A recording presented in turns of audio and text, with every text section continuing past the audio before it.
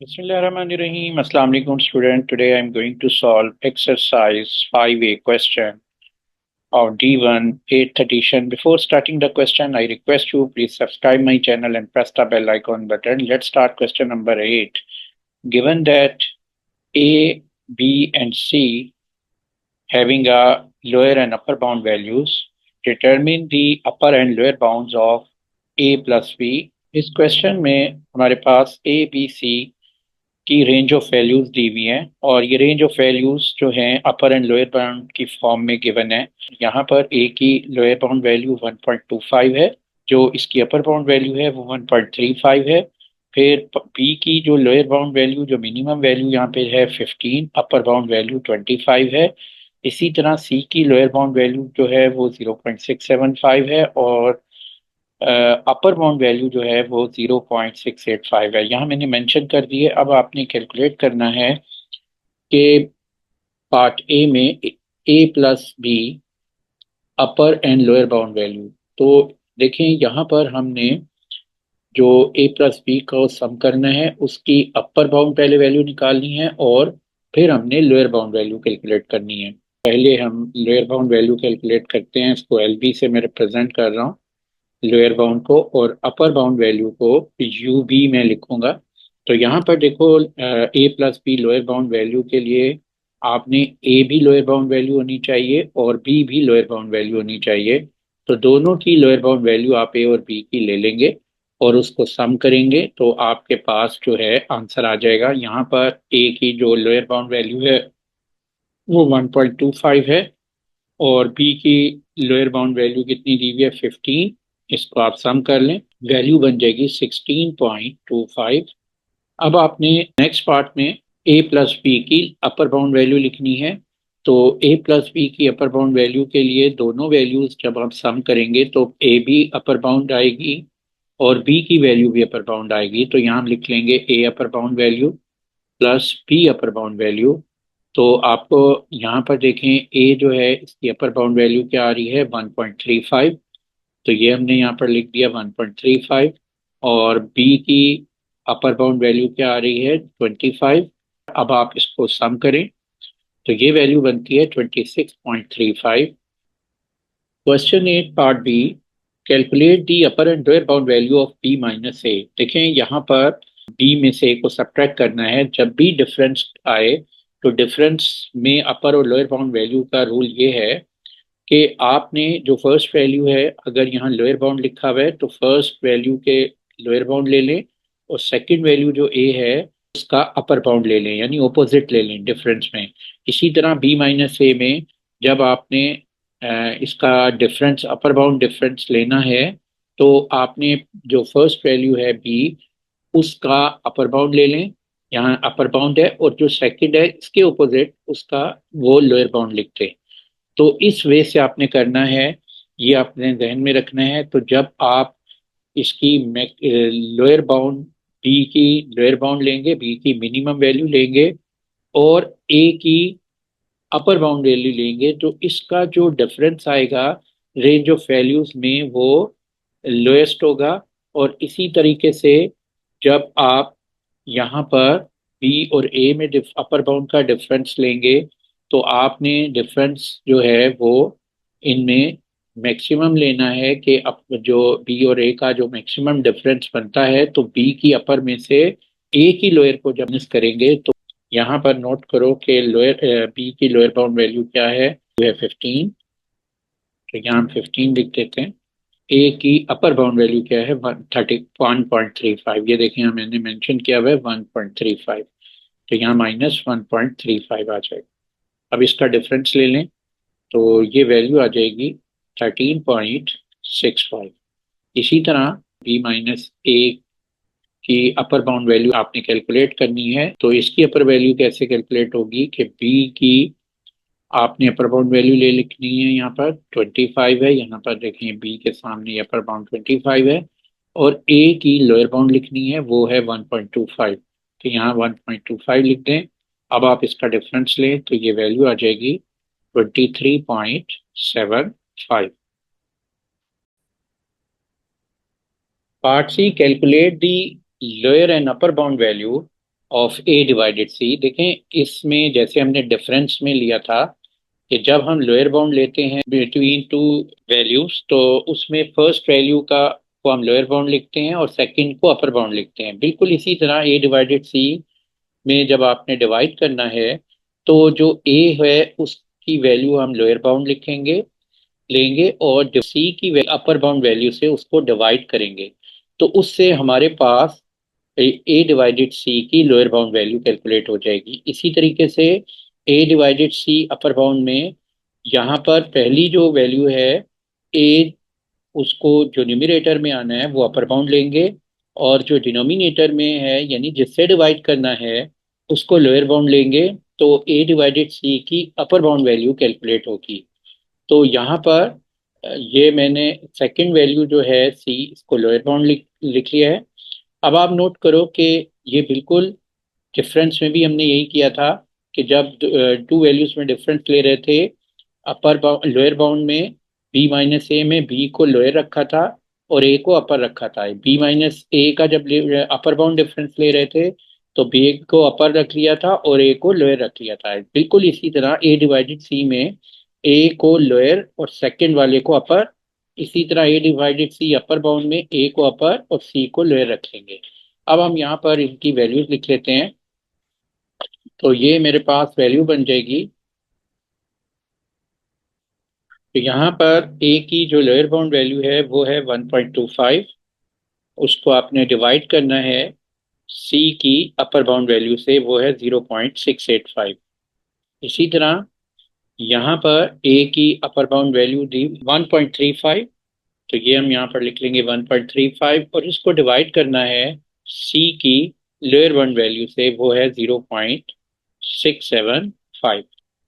अब आप इसको सिंप्लीफाई कर लें, कैलकुलेट कर लें। 1.25 डिवाइडेड बाय 0.685, तो ये वैल्यू आएगी 1.824।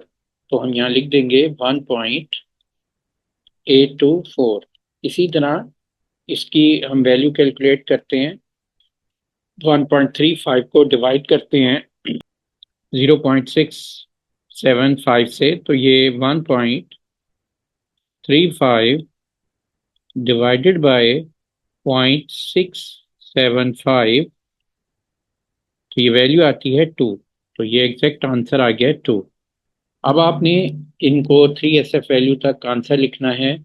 तो 1.825 824 को 3SF वैल्यू तक आंसर आपने अगर लिखना हो तो क्या करेंगे कि फर्स्ट थ्री डिजिट्स लेफ्ट से राइट काउंट करेंगे और जहां तक ये थ्री डिजिट्स बनते हैं ये बनते हैं 1.82 तक, और उसके बाद जो नेबरिंग डिजिट्स है उसको सर्कल करें कि कहीं ये 5 या 5 से ग्रेटर तो नहीं है, ये 5 से स्मॉलर ही है। तो ये रिमेनिंग वैल्यूज जो अंडरलाइन में है 1.82, ये 3SF value as it is लिख लेंगे।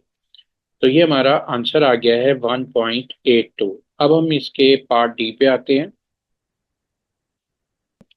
पार्ट डी में दिया हुआ है कि calculate the upper and lower bound value of C multiply B.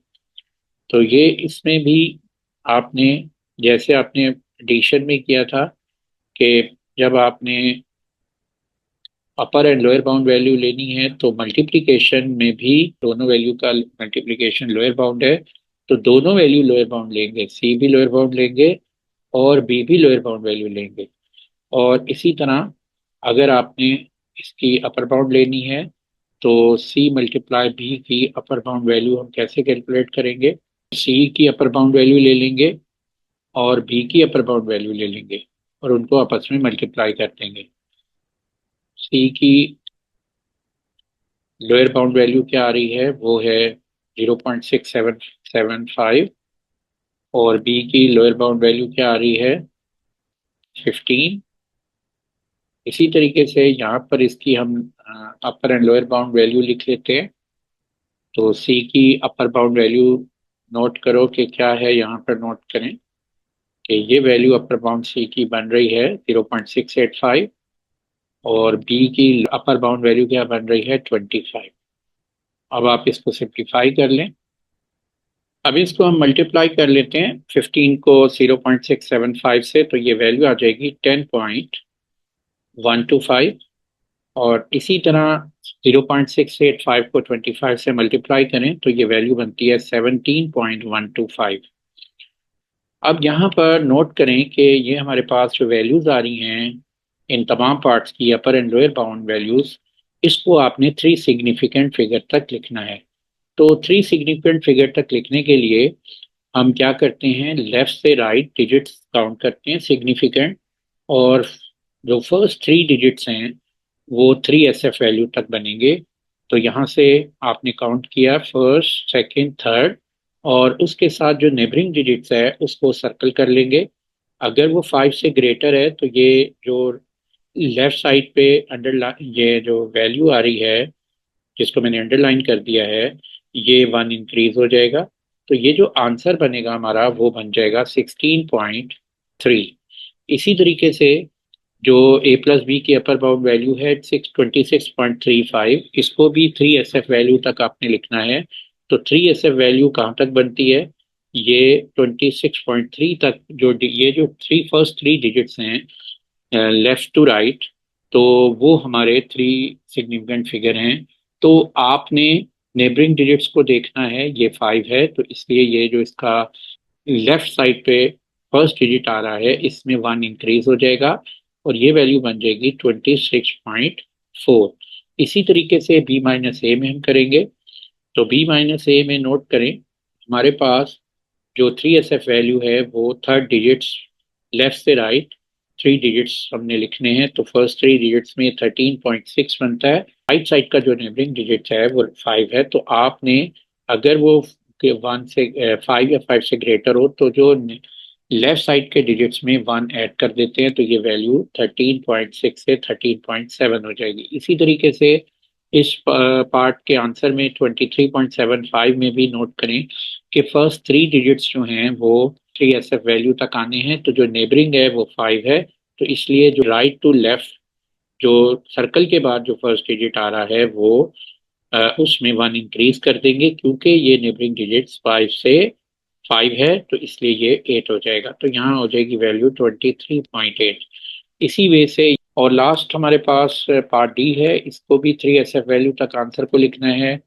तो आपने देखना है कि कहाँ तक थ्री सिग्निफिकेंट फिगर वैल्यू बनती है। लेफ्ट से राइट आपने काउंटिंग करनी है 1 2 एंड 3, और ये डिजिट जो है अंडरलाइन डिजिट, ये जो नेबरिंग डिजिट्स है ये 5 से स्मॉलर है। तो इसलिए जो बाकी वैल्यूज हैं उसमें 10.1, इसमें 1 इंक्रीज नहीं करेंगे तो ये 10.1 एज इट इज हम लिख लेंगे।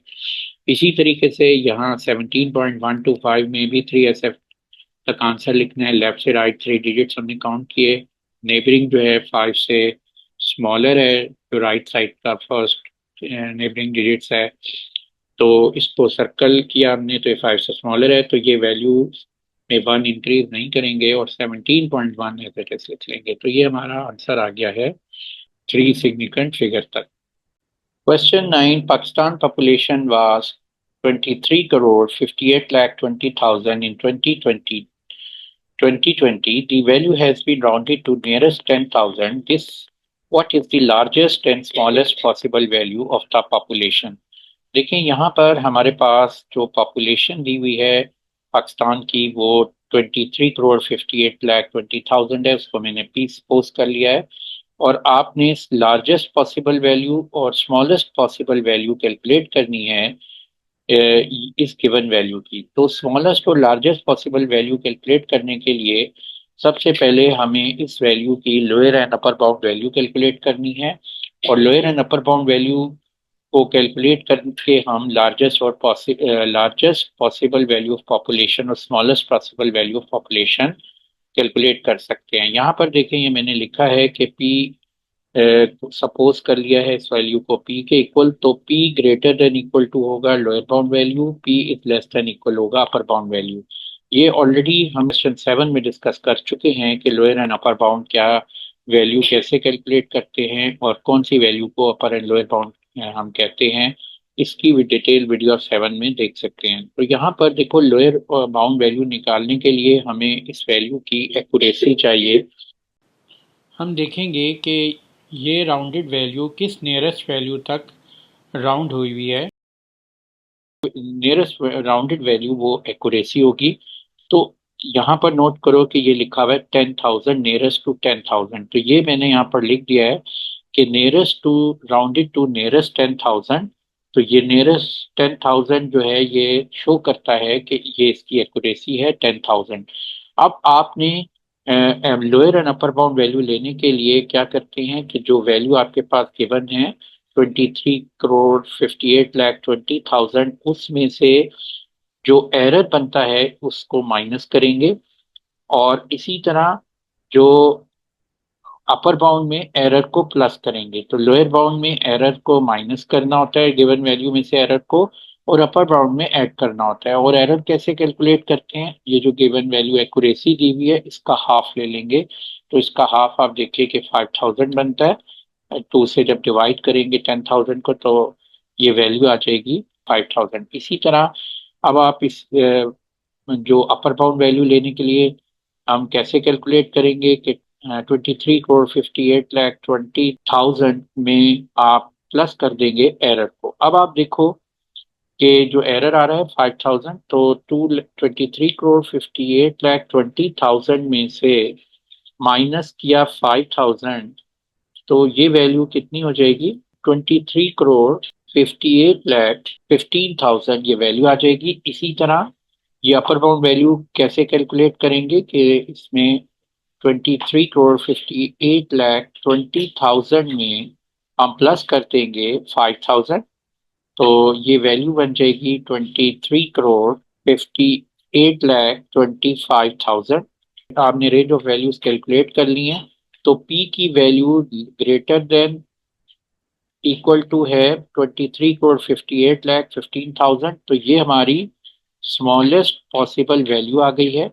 तो यहाँ हम लिख देते हैं कि स्मॉलेस्ट पॉसिबल वैल्यू 23,58,15,000 ये स्मॉलेस्ट पॉसिबल पॉपुलेशन है। अब हमने लार्जेस्ट पॉपुलेशन लिखनी है। तो यहाँ नोट करो कि ये वैल्यू कितनी दी हुई है, P इज लेस देन 23,58,25,000। तो ये वैल्यू इक्वल टू नहीं है, P इससे लेस देन है। इस वैल्यू से लेस देन वैल्यू कैसे लेंगे, -1 कर दे, तो ये वैल्यू आ जाएगी 23,58,24,999। तो ये वैल्यू बन जाएगी 23,58,24,999। तो ये हमारी लार्जेस्ट पॉसिबल वैल्यू आ गई है। तो ये हमारा जो है आंसर आ गया है। अब हम आते हैं नेक्स्ट क्वेश्चन पे।